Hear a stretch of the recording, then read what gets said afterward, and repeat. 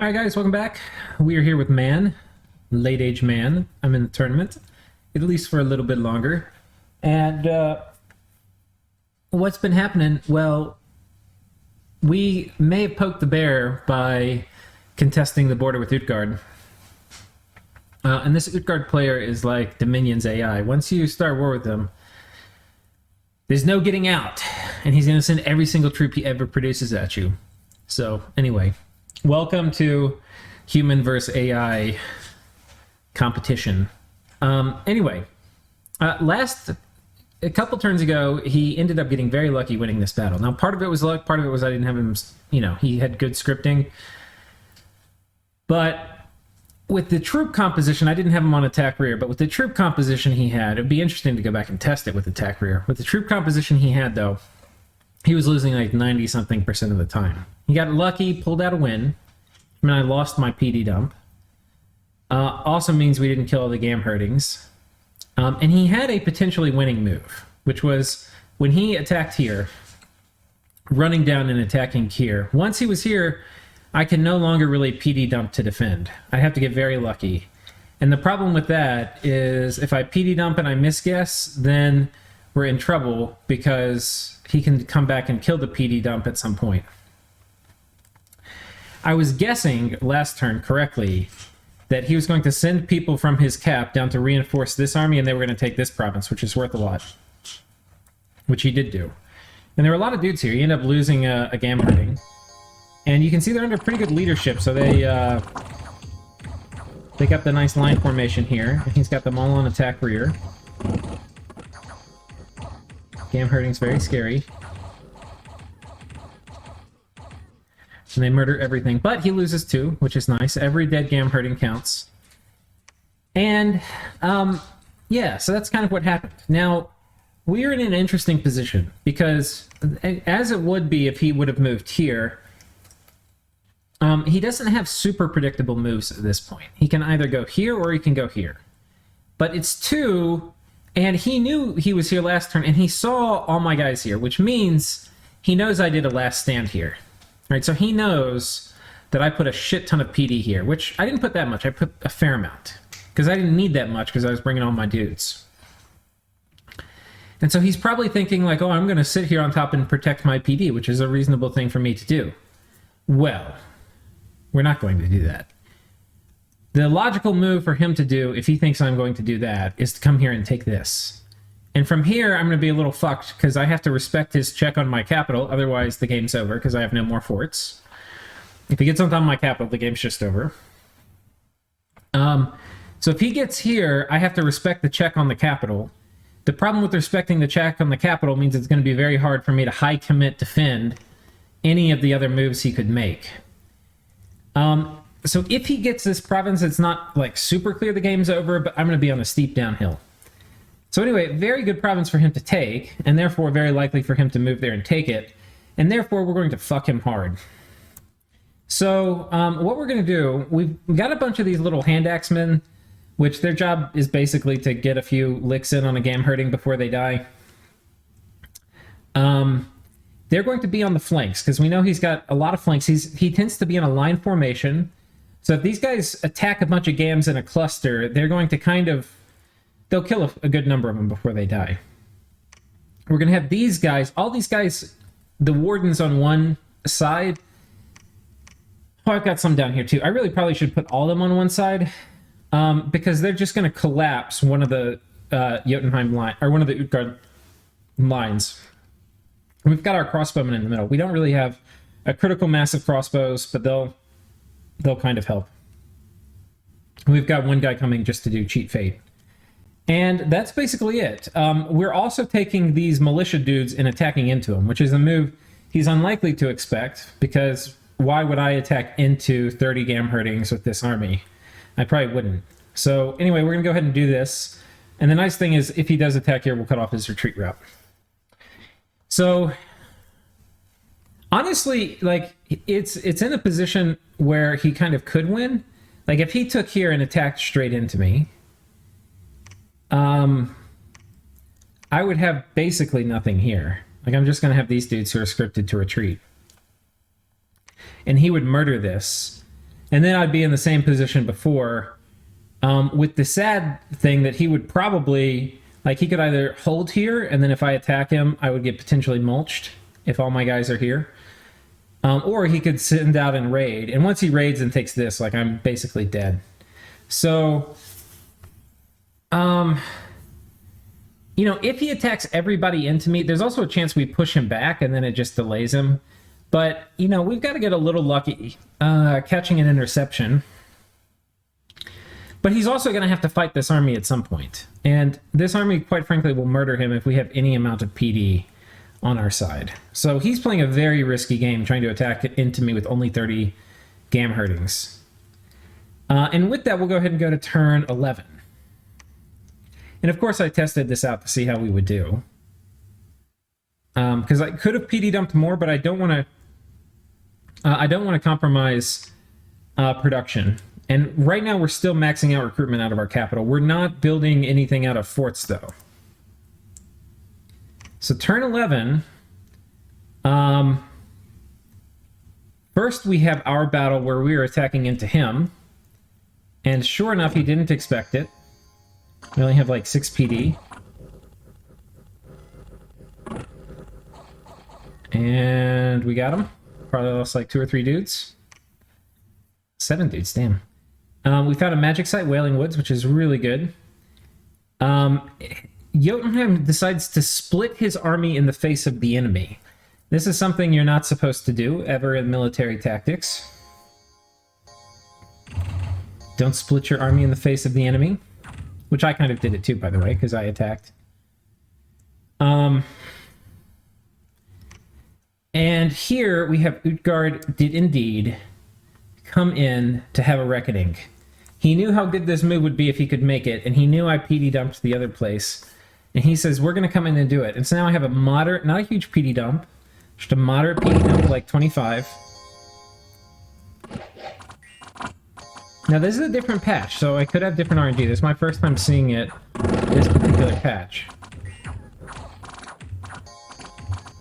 You can see they're a little split up from this line formation, and these wardens are coming in.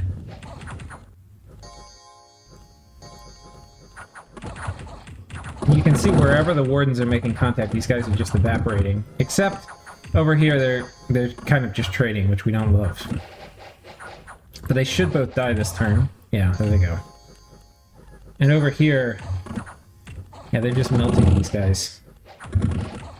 These Gam Herdings, they're just... I think this line formation is not really good for them. Because it just... On one hand, it's nice because it increases the surface area, and there's going to be more guys regenning at a time. And it's going to facilitate a quick battle, which they're going to kind of want versus crossbowmen.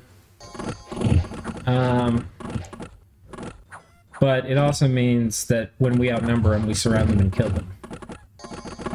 Which I think is the...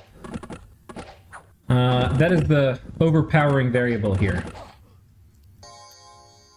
And just like that, Utgard gets fucked.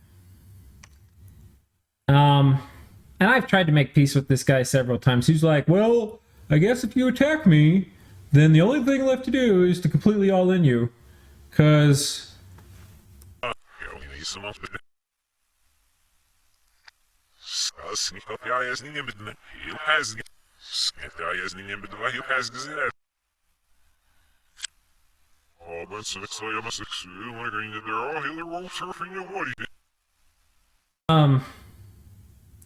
Okay, so what are we going to do? Well, we're just going to raid here. My expectation is he's going to be making... Problem with this is, even though we had this huge victory, we cut off his retreat, so his profit and stuff died too. 20 Gams dead. He's got these guys over here. Problem is, with his... I actually like his build, because he's got just a phenomenal amount of Gam herding production. I think he's making 9 or 10 a turn. And, yeah, that's frightening. It's just frightening. It's so many. So he's even... on one hand, we need to put the pressure on. On the other hand... like, if we attack into him, and he has 15 Gam herdings behind 20 PD, forget about it. It would just murder this army, right? And 20 Gam herdings is just 2 turns of production. Like, he could have 20 Gam herdings sitting in his cap right now. So it's not good, is what I'm trying to say. We have to get an army Yeah, it's not good, is what it is. But we've got more guys coming, because what we've now been basically forced to do, as you know, is we've had to respect his all-in by basically not finishing our expansion, which sucks. Because I was just contesting him over a province, and we were going to negotiate with a little bit of military play on the table. I wasn't all-inning him. I was just disputing a province, as one does. And anyway, I think with the amount of gams he's doing, I basically have to all-in, because I need to be able to take offensive action with this guy, because all he's going to do all game is make gam herdings and send them at me. So I need to take offensive action, because you can't talk with the Dominion's AI. And, yeah. So we have to kill him. We have to kill him quickly, because every turn we wait, 10 more gam herdings come out. But that means I have to send everything I have up here. And if I'm doing that, it means I can't finish my expansion. So it's not good. It's not good. It kind of sucks. Like when somebody all-ins you, even if you outplay the shit out of them, you still... And he got lucky here, by the way. I mean, a mix of luck and scripting. But even if you do that, it's still not good. That's why a lot of times rushing is not good for the rushy or the rushed, because you can't finish expansion. That's the main reason. Anyway, we're going to be shuffling troops up here. And yeah, we'll go ahead and go to the next turn. Turn 12. Message from Midgard. A cheer for everyone to put Misfortune 3 because of that stupid global event. May our free scales not punish us too harshly. Midgard's been complaining about getting attacked by indies a lot, because he has Misfortune 3.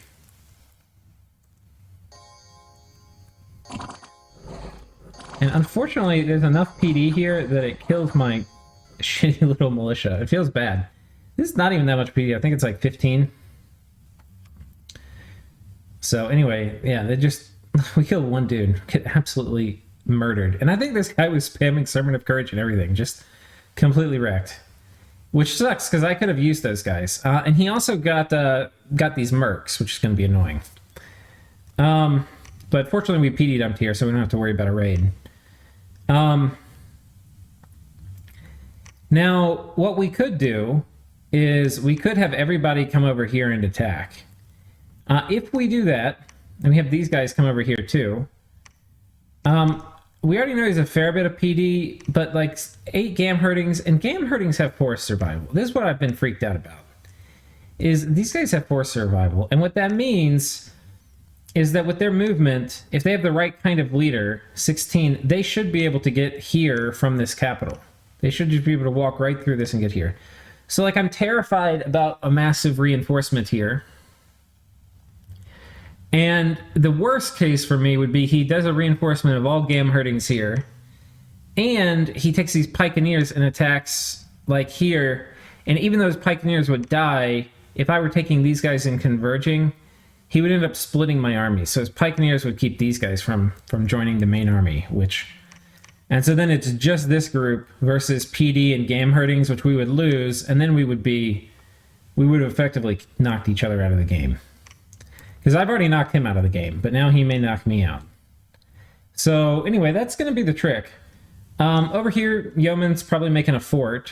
Yeoman has attacked... I'll go through some of the diplomacy. Yeoman has attacked now Micklin, and Yeoman has their Earth Snake all up in here. Now, this is going to be heavily contested underwater territory, because Micklin can make the underwater sacreds. They can make rain warriors. And Yeoman desperately wants this. So Yeoman attacking Micklin is going to be very strategic, because Micklin's one of the few players that can really threaten him underwater. So anyway, we've got that going on. Trying to think what else. I've been talking Vedheim and Arco, who are up here, to coming over and helping me. And Vedheim basically just committed to take whatever free land Utgard hadn't expanded into. But they're not going to attack. They're at this point in the game, they're telling me they're going to attack, but they're not going to. That's a spoiler. Gath has told me they're going to attack, and in fact, Gath is preparing to. But here's another spoiler. Gath is not going to help me. Nobody is going to help me. It is me versus the 0 diplomacy Utgard. So yeah, that's this turn. Turn 12. Let's go to turn 13. Now, the reason we're not attacking, I want to be very clear, the reason we're not attacking is we're terrified about a mass reinforcement.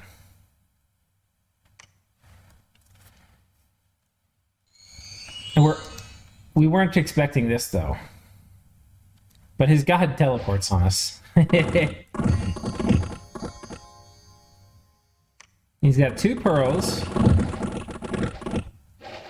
So let's take a look at his god. He's got Astral Shield up.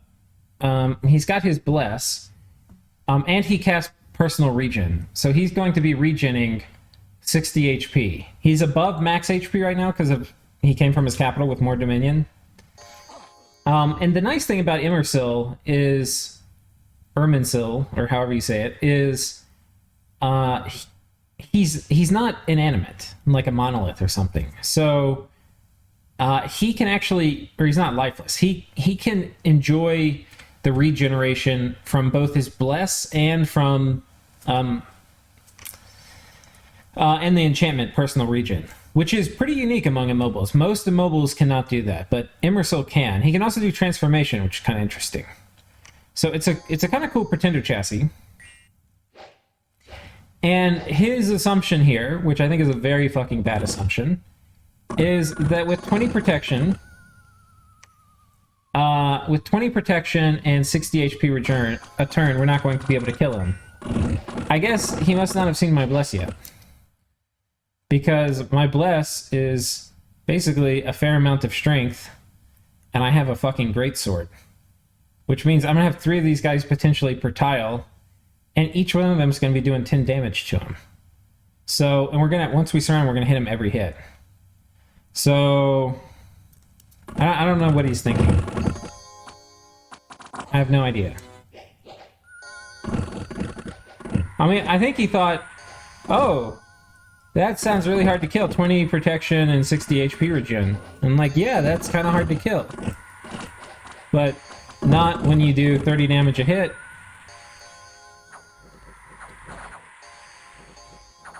He can also attack, which is kind of cool.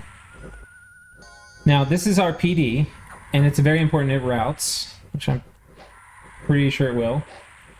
These guys are getting in close range, now they're going to start the Crossbow Barrage. Right now, he's still a little bit above max HP, or base HP. He's about to start regenning.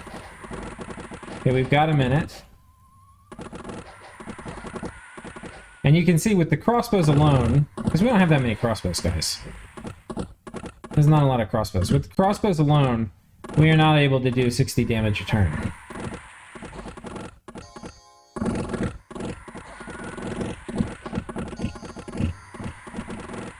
He's doing 10x, so there's a chance we could fail a morale check here.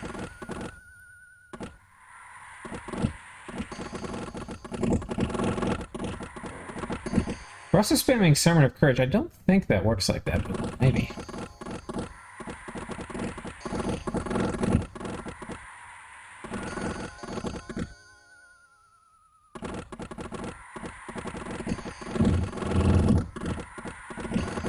So this is basically just happening. Nothing's happening. We're potentially giving him afflictions, and now our guys close in. And you can see once they close in, it's just... I mean, it's just brutal. He's down to half HP. Oh no, it's hard to kill. It's so hard to kill. Now, he does have Astral Shield. But once we went in melee, I mean, forget about it. He just completely wrecked. Let's see if... I forget if we gave him any afflictions. Nope. We did horror mark him. How did he get horror marked? Oh, I guess this guy did some horror mark casting. And then he came and attacked here with these guys, but we have PD. So.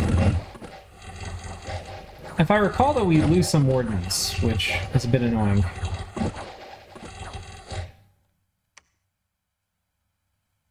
Yeah, we lost 2 wardens and some axemen, so a little annoying. But yeah, I mean, I guess... I mean, I don't know. I don't think there's any world this would have worked. There's no world. Maybe if he were on top of his capital and he was regening like 90 a turn, then we would actually have to get out our calculators and say, like, how many wardens would we need? Even if you were body ethereal, I don't think it would matter, because these guys have magic weapons. It's like specifically what I got this bless for, is murdering fuckers like that. And game hurtings. So anyway, time to go on the offensive. Now I'm not even worried about a reinforcement, because these guys have no more regen. His god is dead. And we have a scout in his capital, and we can see he has Seth Kona. And let's take a look at the Seth Kona, because they are one of the best mages in the game. But you know what they are not? They're not fucking priests, which means we've killed his prophet, we've killed his god. He's only been making priests, not mage priests, which I don't think he can make mage priests, but point being, it's going to be a long fucking time till his god comes back. So time to hop on the gravy train, make a shit ton of units, and roll out. That said, we need to get somebody back in our capital to pick up a swath of recruitment. We're also probably going to need to fort these up at some point, because I think now that his god's dead and all this, he has no hope of taking this back from us. So that's turn 13, and I think we're going to call it there. That was a pretty exciting episode. We managed to intercept his main force and teach it some lessons in Karma Sutra. And then he teleported his god onto me to take his bless down. So those are pretty good happenings, I guess. You know, even though it's good, I'm still pissed because I'm not really expanding. We are sending... I finally did divert a dude down here. Once we win this victory, it's more important, because I'm expecting it's going to be a hard war with you card. It's more important to get at least one group expanding down here. It also is going to project weakness to my neighbors if I can't fucking take this. So we're going to send one group of guys down here, and after this, I think we might do one more, but after this, everything's going to go back to heading north. So that's that. I will see you guys in the next episode. Peace.